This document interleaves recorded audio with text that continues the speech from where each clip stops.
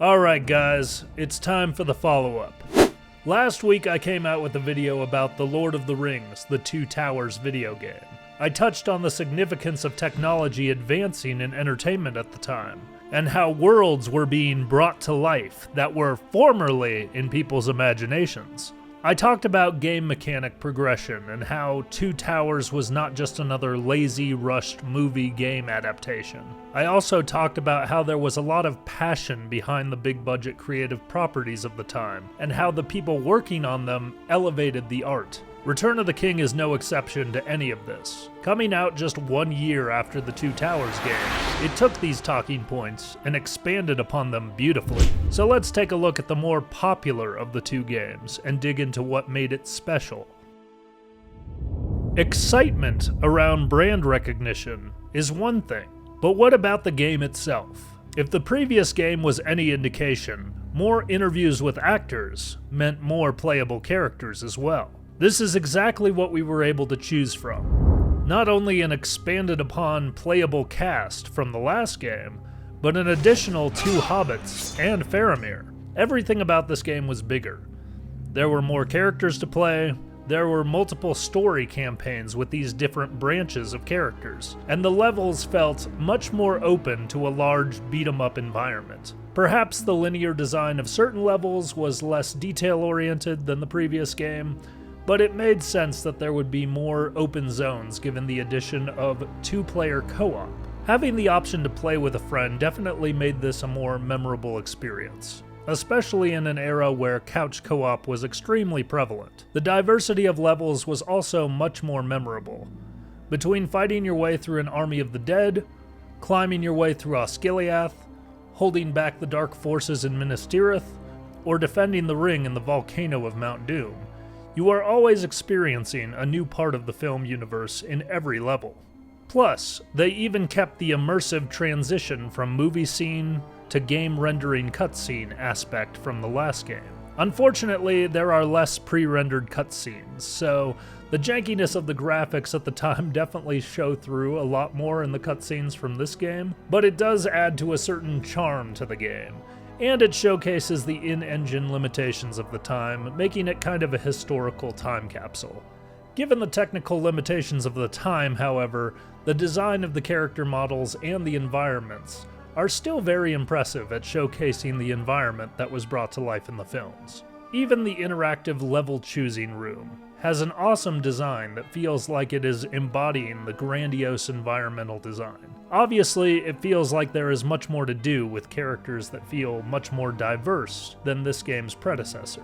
The design brings you into Middle-earth, and playing it before the movie came out really stirred up the imagination of what this film was going to be like. What would talking about a game even mean without talking about the gameplay, though? And what an experience this one was, especially given that it was designed with couch co-op in mind. Unfortunately, the limited scope of the camera placement definitely made having 2 people controlling movement in one zone feel more clunky than the last game's tight camera system. But the environments definitely made it easier to take on open groups of enemies as a duo. There would be a need for communication on where you were both going, but in a non-split screen couch co-op experience, that's generally the idea. Being able to take different characters through their separate journeys definitely made for a more engaging playthrough, and it encouraged playing various characters with different movesets. Having your core cast together from the previous game was a great way to continue from where you left off, but it also felt really good to play as Gandalf or Sam in the context of levels designed around the power levels of these different classes of characters. Gandalf, being the most powerful character in the story out of the group, is definitely treated that way in the context of the game as well. He is easily the easiest character to wreak havoc with. Sam, on the other hand, starts out slower and more clumsy, really forcing you to overcome obstacles as a person half the size of a regular human being. It definitely makes for a satisfying feeling when you finally fend off a giant spider after getting knocked on your ass several times, though. Certain linear level experiences feel reminiscent of the previous game, such as Gandalf's assistance with the destruction of Orthanc, or any of the Hobbit levels before Mount Doom.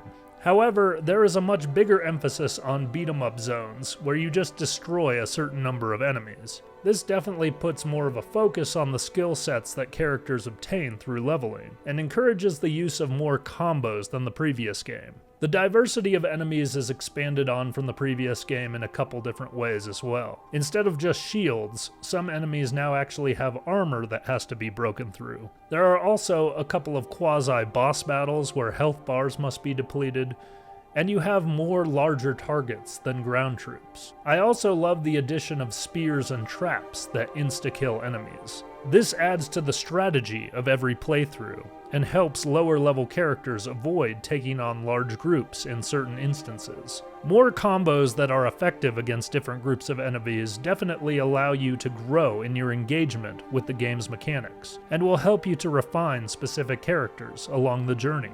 Given that characters play fairly differently, this adds a lot of replay value to the game. Once again, you are able to do the Tower of Orthanc challenge at the end of the game, and it allows for you to unlock the remaining characters, as it did previously. The challenge feels a bit more refined and multifaceted on the gameplay side of things. You won't just be able to spam Isildur's Swift Terror like you did in the Two Towers the whole time.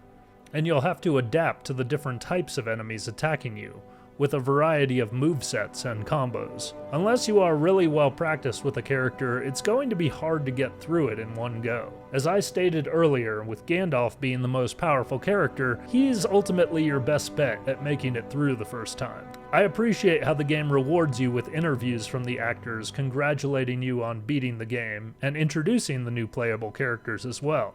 It just makes you feel that much more special about beating the game. The lack of presence from Saruman during the Orthanc challenge definitely makes it feel less climactic than the last game, however.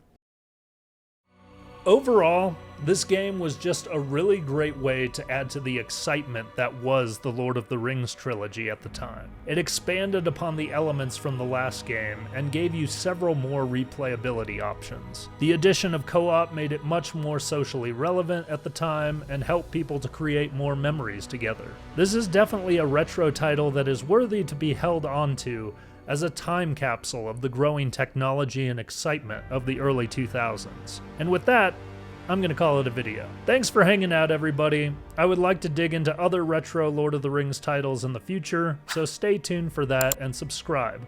Also, if you haven't watched the Two Towers video that I made yet, I'll put that here at the end.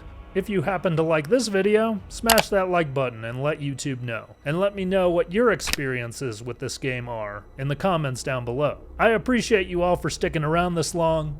Thank you for coming to the Dutch Ritz party.